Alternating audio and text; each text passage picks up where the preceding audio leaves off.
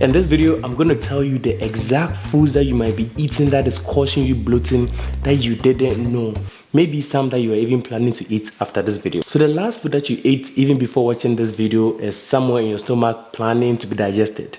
So this is your body's natural way of actually doing things, and if everything is alright, everything should be okay. You shouldn't be having any bloated tummy. However, the foods that I'm going to expose to you in your tummy can linger on for a longer time, and the longer that it is in your tummy that is taking that long for it to break down, the quicker it is that is going to start bloating your tummy. That is a simple phenomenon on this one. So foods that sit too long in your stomach, guys, is actually going to start decomposing, and that is what causes that bloated stomach that you are always seeing. So think of it like a balloon. The more that the food is being seated in your stomach that is not being digested, the more it's actually causing bloating and it's becoming bigger and bigger. The food is not meant to be in your stomach. It's meant to be digested. That's why it's called digestion. It passes here, goes here, and comes out. So here are 10 foods that might be causing you bloating that you just might not have known, especially number 7. The first kind of food is beans. Yes, I know, this is a heartbreaker. Even when I learned about that, my heart was literally broken. Yes, beans is one of the foods that is very difficult for your body to digest.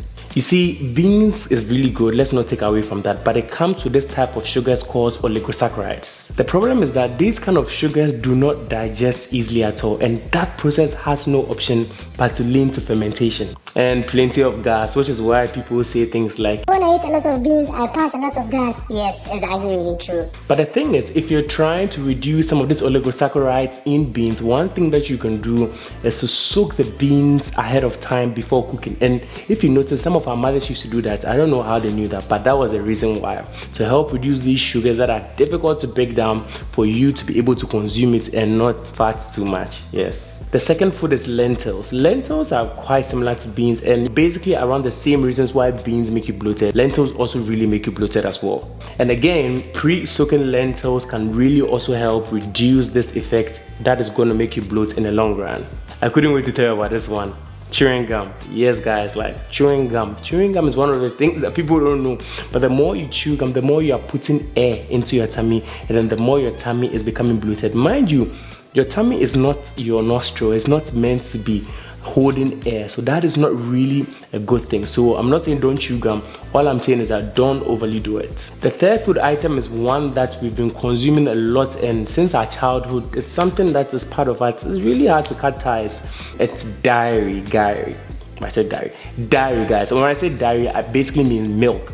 Milk really causes a lot of bloating, a lot of farting, to be honest, and I'm sure you already knew about this. The weird thing about milk is that almost 3 out of 4 people are lactose intolerant, and a lot of people don't even know.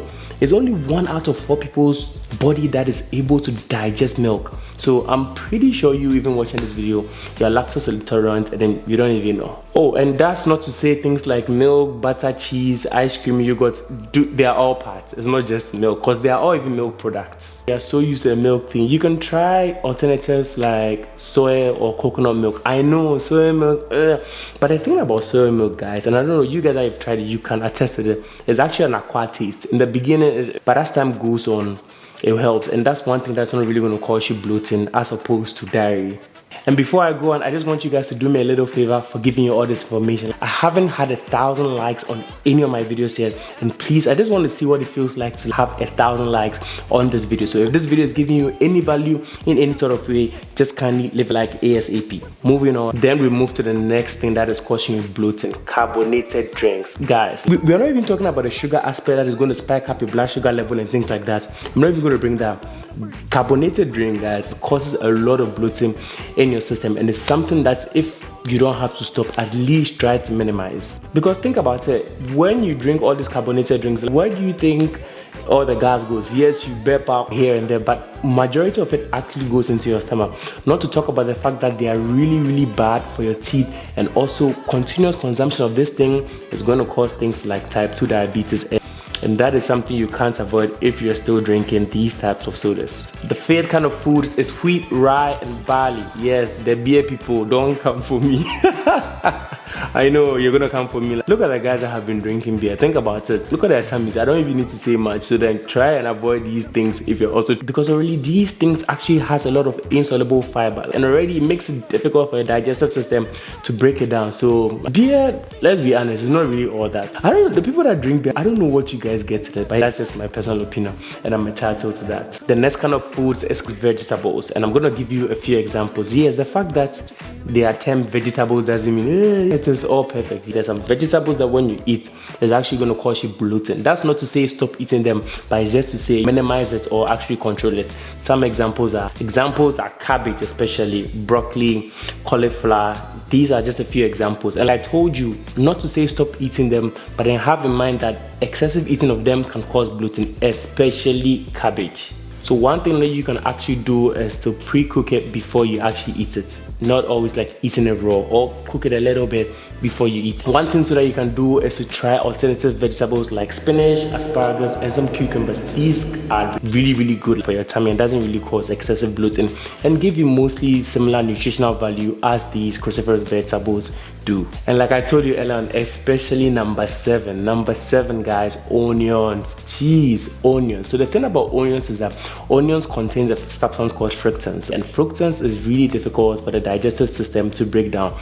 So when you take in a lot of onions, it leads to fermentation, which leads to bloating. And I know a lot of you have a sweet tooth for onions, but hey, control it. Onions, not only does it cause bad breath, let's be honest, but also causes bloating. So if you didn't know, now you know. Next up, we have garlic. Yes, mouth odor friends, just like onions. But yes, garlic is actually a really good antibiotic, I'm not gonna lie.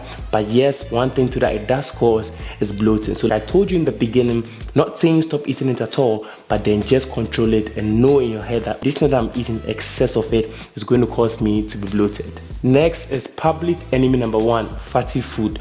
Bacon, french fries, just generally fried stuff. These things, first and foremost, take a very, very long time for your body to break down. You understand? Your body is not meant to go through all of these processed kind of things. Your body is meant to be eating natural things, whole things, and not all these processed things.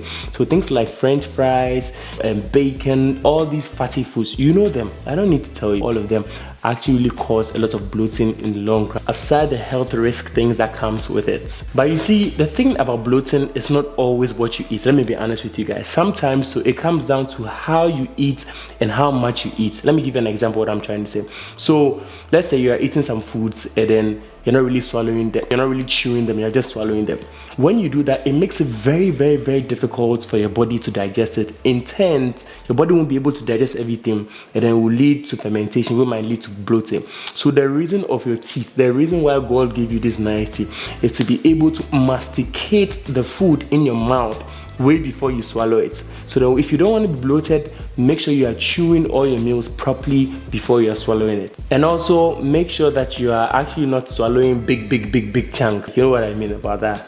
Another thing too is that if you're someone that you've been bloated for more than 4 weeks, guys, make sure you see a doctor. It might be an infection, there might be so many reasons why you're still bloating, because sometimes it's not just about the food. So maybe you are doing all these things that I'm telling you, maybe you're eating well, you're masticating your food well, you're drinking a lot of water, things like that, but then you are still bloated.